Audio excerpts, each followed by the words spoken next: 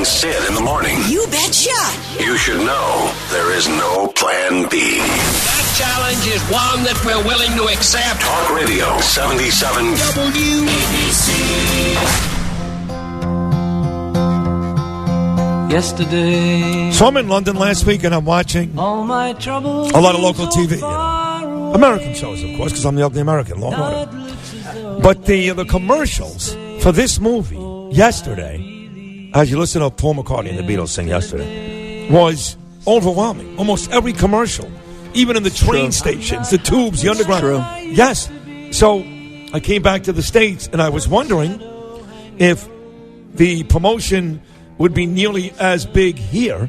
Here he is, the best film critic in the business today and forever. Our good friend Neil Rosen. Good morning, Neil. Good morning, Sid. Good morning, Bernie. Hello, Neil. How you doing? It's funny. I saw this movie, the world premiere of this movie, actually, at the Tribeca Film Festival. What movie are we talking about? We're talking about yesterday, and I'm going to tell you about the premise of the movie in a second. But, I saw this movie in the middle of April. So that's 2.5 months ago, and they started running commercials for this thing. You're talking about seeing commercials every 2 minutes in London. Yeah. They started running commercials for this thing for the last 2.5 months. I have never seen even something like Star Wars. I've never seen a movie this heavily promoted. I mean, and I'm talking about the United States. I have not been in London in the last few months. Right. But the promotion is off the charts. It's a good movie. Is it a great movie? No, but it's a good movie. And if you like the Beatles, you'll like the movie. Let me tell you what it's about. Okay. Yeah. The premise of this movie is great. That is great. And the premise is so intriguing. That's why I wanted to see that particular movie at Tribeca. This guy wakes up. He's a mediocre, unsuccessful singer-songwriter in London. He's pretty bad, actually. And through some strange cosmic occurrence, which I'm not even going to get into the details of, he wakes up in a world where the Beatles never existed. He is the only one that knows about the Beatles. I remember you told us about this last time. Right. So, so basically, he knows all the Beatles songs, but the Beatles, like he goes to Google and he, it's in the trailer. He types in Beatle, the bug Beatle comes up. He types in John Paul, George and Ringo, Pope John Paul comes up. Funny. They don't exist. Right. So, he starts playing Beatles songs and takes credit for writing them. That's great. And because they're the greatest songs in the world, arguably, in my opinion anyway, he's heralded as a musical genius, and he becomes an overnight sensation. Ed Sheeran playing himself is in the movie, and he goes, "I'm Salieri to your Mozart." I mean, everybody looks at this guy like he's he's playing laundromats with 3 people listening to him before this happens. All of a sudden, he's playing, what's that stadium in Wembley? Wembley, right, there with 100,000 people. Well, you got to tell me, please, at the end of the movie, the real Paul McCartney bumps into him, right? No, or Ringo, or there is this. So anyway, it was at this premiere that I saw. The director and writer came out. The director was Danny Boyle, who did Slumdog Millionaire, Trainspotting, 127 Hours. And the writer was Richard Curtis, who did Love Actually and Notting Hill. And both of them said there was a surprise at the end of this movie. And please, this is before the movie starts and after the movie, please do not divulge this surprise. And this surprise put chills up and down my back, and I think everybody else. And I can't tell you what it is because it's going to. That's a very good tease. John Lennon from the dead? I can't. I just won't. I as a critic, I mean, I can tell you about the movie, but I'm going to honor the director and writer. And this guy Hamish Patel he plays the guy. He's pretty good. He sings the Beatles songs.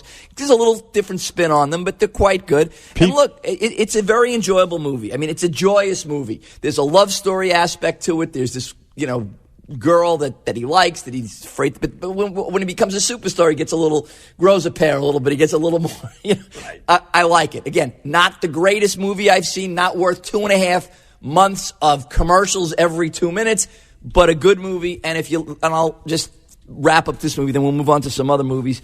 If you like, the more you like the Beatles, the more you'll like the movie because there's all these little asides, like they play that last chord note from A Day in the Life, and it's just slipped in there. They don't reference it, and you're going, oh, okay. And there's little lyrics that they told. There's all these, I think they call them Easter eggs. If you know the Beatles, you go, that's clever. That's funny. I like that. If you don't know the Beatles, or if you don't like their music, I'm not saying you won't like the film, but I'm just saying you'll lose about 80% of what, But for Beatle fans, you go like, that's great. That's really good. That's what makes Neil Rosen great. That was a great review. So right there you go. So thank you for that, Neil. Listen, also there's a Spider-Man movie coming out this weekend, I understand. There is a Spider-Man movie coming out. Is it for adults or is it for kids? What is? Well, Tom Holland, who's now the third Spider-Man. I like the Tobey Maguire Spider-Man. So did I. Loved him. He was great. Yeah. Even the third one that people don't really care for. I just like Tobey Maguire. Then I thought when they brought in Andrew Garfield, I thought he was completely miscast. And they rebooted the thing. It's like, okay, another origin story. How he got bit by the radioactive spider. And it just, I didn't like Andrew Garfield because I felt that with Tobey Maguire, when he was getting picked on and bullied in school, and then he gets the superpowers, he comes back for revenge. I bought it. Andrew Garfield looks like he could take on 9 guys and beat them up before his superpowers. So this guy's Tom Holland. And is it for kids or for adults? To answer your question, Bernie, if you like Spider-Man, I think it doesn't matter what age you are, but it is geared more. It's funny. It's not. You saw it. Yeah, it's not a serious. It's not as again. Go back to the Andrew Garfield things. It's not as serious as those. It's played a lot for humor, more along the lines of like if you ever saw Ant-Man, the first one with Paul Rudd. There's like humor in there. But I think you're making these. How many of these Marvel movies are you going to make? There's got 34 of these. You bring up the Spider-Man thing. See, I love Tobey Maguire too. I saw Garfield. I thought it was fine. Holland's okay, but I love Tobey Maguire. Well, me too. So like for Batman, for example, like I thought Michael Keaton was terrific. I did, and I like Christian Bale and everything. But I started to find myself worrying about who was playing the role. Even though I enjoy Batman, I enjoy the series, I enjoy the movies. So once Maguire stopped in Spider-Man, it didn't matter how good the movie was. I wasn't going to enjoy it as much.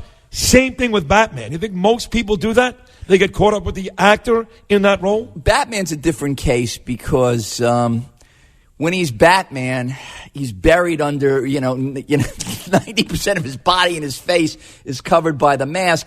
I mean, you're really seeing Batman when he's Bruce Wayne. You're really seeing Michael Keaton. You're really getting to see Michael Keaton as Bruce Wayne. Right. And you didn't see mannerisms that were different between Michael Keaton's Batman and Christian Bale? Yeah, well, people seem to look. I like the Michael Keaton Batman. I like those movies with Tim Burton. Robert Wuhl is a friend of mine. I liked him in those early Batman films. The Christian Bale Batmans, they're a little darker. They're not as funny. Do you know that originally they were going to make Batman? I read this recently. As I said, Robert Wuhl is a friend of mine. Originally, the studio didn't want to make Batman. They wanted to make Batman like the television series with Adam West.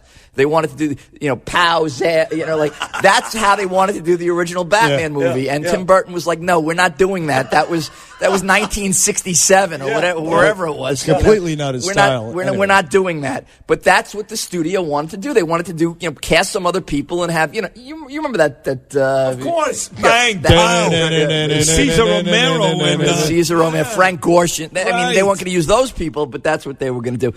I'll talk to you briefly. I was going to talk to you, actually, was going to get back to the Beatles for a second. What do you think is the best Beatles movie? Because this is a pretty easy question. The best, A Hard Day's Night? Yeah, no question about it. No question about it. Absolutely. And then there's Beatle movies about the Beatles. Did you ever see a movie called Nowhere Boy? Really good movie. No, streaming. What about Beetlejuice?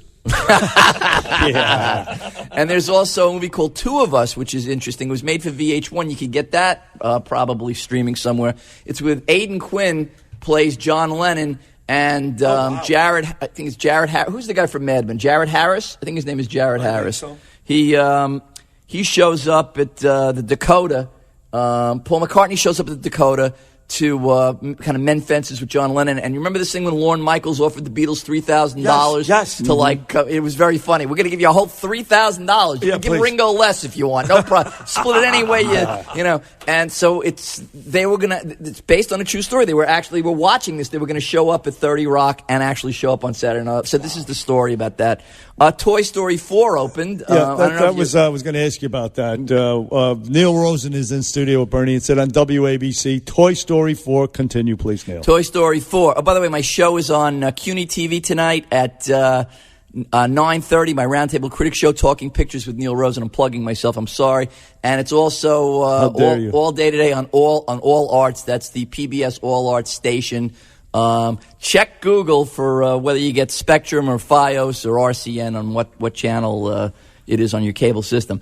All right, anyway, back to Toy Story 4. Yes. All right, so Toy Story 3, and I'm going to admit this as... you cried. Didn't you? Seriously, yes, I didn't want to cry. But you did. I cried. I took my daughter. She's crying. I'm choked up. Yeah. How do you not? I mean, I've never seen a series where each sequel is better than its predecessor. And Toy Story 3 is a masterpiece as far as I'm concerned. And I think that was the end. I mean, they found a new home for the toys. Andy got this girl, Bonnie, and it was great. So Toy Story 4 is good, but it is not, it's no Toy Story 3. You're making it sound like Rocky. First two were amazing. I was still okay with Clubber Lang.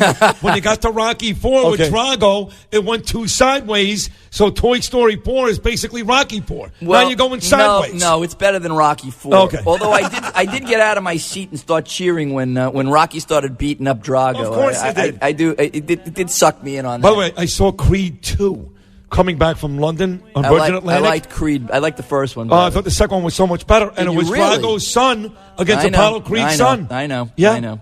So Toy Story 4, basically, Woody's upset because he's not the favorite toy of the new girl that he's in the house by. And he's having this existential crisis. He's not happy being a toy anymore in a toy chest with a whole bunch of other toys. And it's this whole psychological thing, a little deep for a kid's movie. Yeah. It's fine, but it's no Toy Story. I will tell you I'm this. getting a thumbs down. That's what I'm getting to. And just a life lesson story. A lot of us, especially our age, we're no longer the favorite toy in the house. We'll come back and wrap things up. Neil Rosen, great as always. Bernie and Sid. We're coming right back. Into the line of a dark black night. Bernie and Sid in the morning. Talk Radio 77 WABC. Missed today's Bernie and Sid in the morning show? That I will acknowledge. Hear it all again on OGPodcastNetwork.com and WABCRadio.com. Winning machine.